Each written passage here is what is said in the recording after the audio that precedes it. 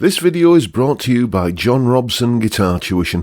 If you enjoy the content, please consider supporting the channel by enrolling on a course, purchasing some guitar lessons or a t-shirt, or you can join my Patreon. Now, on with the show.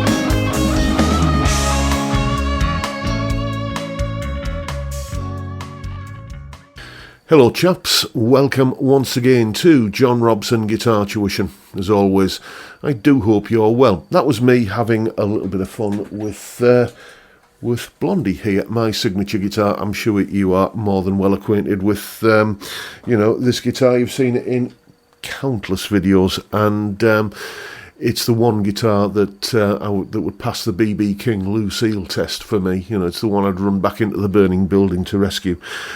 Thing is, though, Blondie's been a little bit under the weather lately. Basically, a couple of little bits of wiring issues that needed sorting out, just fair wear and tear. It was on the selector switch where the problem was. I would go to the bridge pickup and sometimes it just wouldn't be there, or it would be there but in a very weak and attenuated form.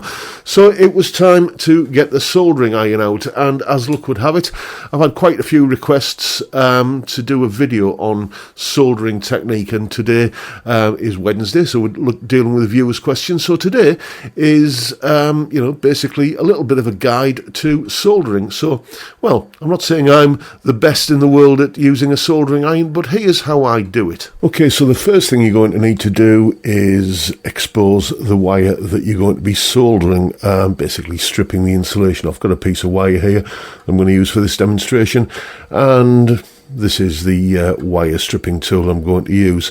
If you just take a close look there, you can see it's got various different sizes of aperture that you can fit the wire into. For this piece of wire here, I'm going to go into the smallest one, so I'm just going to bend that little plastic jaw back a little like that, put some wire in, press down on this side, and hopefully we can strip the wire like this. If I just do that, there you can see it's stripped the insulation off the wire perfectly. So that is now ready for soldering. Okay, so here we go. We're going to solder this wire onto this pot here. That just a couple of spare bits and pieces that I had lying around in my junk drawer. So we've got the soldering iron. It's all nice and heated up, as you can hear from the steam coming off that little wet sponge. So the first thing we need to do is tin the wire. Basically, we're just going to put, we've got a multi-stranded wire here, and we're going to put a little bit of solder onto the multiple strands just to kind of hold them together. So let's get the wire facing up like this, and then just get your solder and get your iron and just melt a little bit of solder onto it like that. There, your wire is tinned. You can kind of tidy it up a little bit just by brushing any excess off with the iron like that. But we've got a nice solid piece of wire there that is going to be good to solder onto the tag of it. We'll put onto this tag here of this pot like this. Now, let's just bend that round a little bit actually, so that we've got a more kind of solid connection like that. There we go, that'll do. And then we're just going to tack that on with a little bit of solder. Clean the iron first. There we go. Tack it on like this. It's at this point that I realise I should have put me my more powerful glasses on. Just heat it up. There we go. Get a bit of solder flowing. And that, I believe, is that. That is a nice clean solder joint. What I'm going to do now is just reach for my wire cutters and just trim off this excess piece of wire at the end here, so we've got a nice clean joint. That is how to solder. As I say, let's do another one. What I'll do is another piece of wire here somewhere. There we go. So I'm just going to strip this piece of wire here in exactly the same way as I stripped that other piece earlier, just putting it into the jaws of the wire stripper and clamp it up, and then oops, knock the soldering iron over. There we go, we've got it exposed there. So let's tin the end of that piece of wire. We'll get this out of the way for the moment, and okie dokie. Sometimes you do need, I should really get a vise for this workbench so I can hold things in place. But there we go, that's held nice and securely there, reasonably so. I'm going to tin that piece of wire. There we go. That's done. So what I'm going to do now is I'm going to do what we often have to do when we're soldering in a guitar, which is I'm going to solder this black wire as if it's an earth wire onto the back of the pot. So I need to tin the back of the pot as well. People will often tell you at this stage that you can potentially melt the pot. It's never ever happened to me. So I'm just going to put a blob of solder onto there, like that. Suppose if you had like a massively powerful soldering iron, then you could potentially do some damage, but I've been doing this for years and I've never had any problems. And then the solder on this piece of wire and the solder on the back of the pot, we can just essentially melt them together like that, and that is